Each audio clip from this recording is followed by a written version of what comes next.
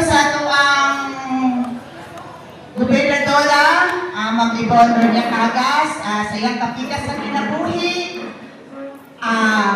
sa head sa mga doctors, o sa medical team, at ako kaya na kong pasalamat no nga isa nung tato, hindi mga matigayon, tungkol sa mga krisis sa ito ang panahon, karon kung ako kayo papasalamat ako sa ito ang gobernadora, magitagaan chance, na magayon, ang American Nation, tungkol din ako kanili katabang, kanatong kanan, di ka sa ukira, sa pagpatuli, anong kanan, ako kayo katabang. So, ako lang ipaabot dito kang gobernador, na salamat kaayo, o kang Sir Mark, thank you, nadiligid sa ito ang medical team, na nangadali karon sa kalayo sa mga barangay na amo, thank you kaayo sa tanang mga yuhen, sa lain-laing lugar, welcome mong tanan, dapat kayo salamat sa inyong pag-alis, sa inyong pagtampong, o labi na yun nga, isang krisis kaayo, di padayo na ito ni so,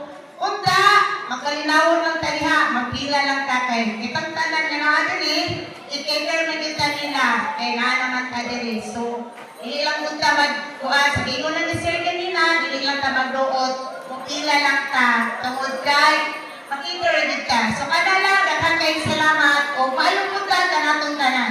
Kami ma'am sa Barangay Kasula, Indiak, sa Barangay Council. Ako anong pasalamat na idaan ni Gobernador o bisan pa sa karon nga lisod ang crisis panahon gagi na higayon na medical mission diri sa among barangay mismo. Ang nakanindot kay kompleto ato ang medical team tapos kompleto na sa animal service na asad.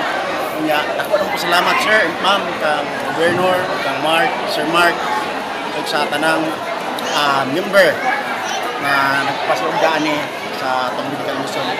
Tungod, di lang kayo sa mong mga barangay, mga katawan sa barangay, kundi tanang sikbit ng barangay na ako direct ng may lain ng barangay nakaabil sa mga programa sa probinsya sa Davao del Sur. So, ang among maingon ma'am, sir, daghang kayong salamat sa inyong suporta sa mga barangay, labi na ni nga medical mission. Tungkol sa karon sa crisis, kawalan sa mga panahon, akong tabang sa mga tao, labi na yun sa katong naglisod na dito mag-afford, labi na sa mga senior citizen, ato nga mas layo mas ako sila magasto kung ever ato kasi sa layo sa masahe, minana. So, ato na kayo higayon karon nga higayon sa panagkasulan, at least mas serbisyo ang atong serbisyo sa gobyerno na naging sa atong barangay. Nakikita ko salamat ma'am sir no sa ato ang gobernadora o kang Sir Mark. Tungod kay isa pa ko sila wala bali ako sa niya akong ihatag ikaan na ako sa dakong pasalamat pod. Ako lang kung kaon na panahon nga salamat kay tuloy ko ako isa po ka scholar ni sa Kapitolyo. So ako mismo nakatagamtam ako sa mga serbisyo sa Kapitolyo.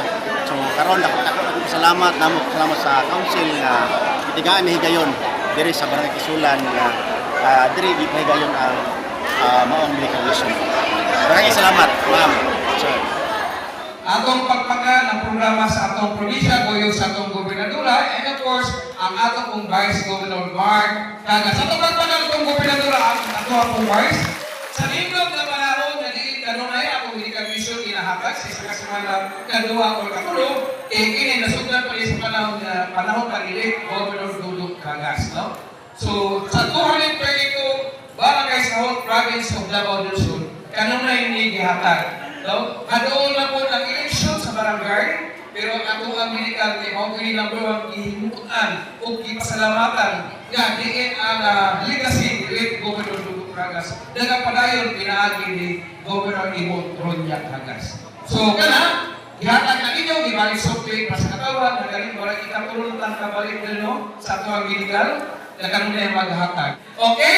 So, pinagi sa medical, mas panagod ka ng pasyente o sa masugod, buhaging registration para magkakuha og form. Lima to ka form, i-represent ako kanina. And then, ating doktor, isulti ninyo kanan ang inyong ibagi. Kaya pag ako sa pagpangayo ninyong tambal, kung siya nabulan sa doktor, mao gyud ihatag na mo.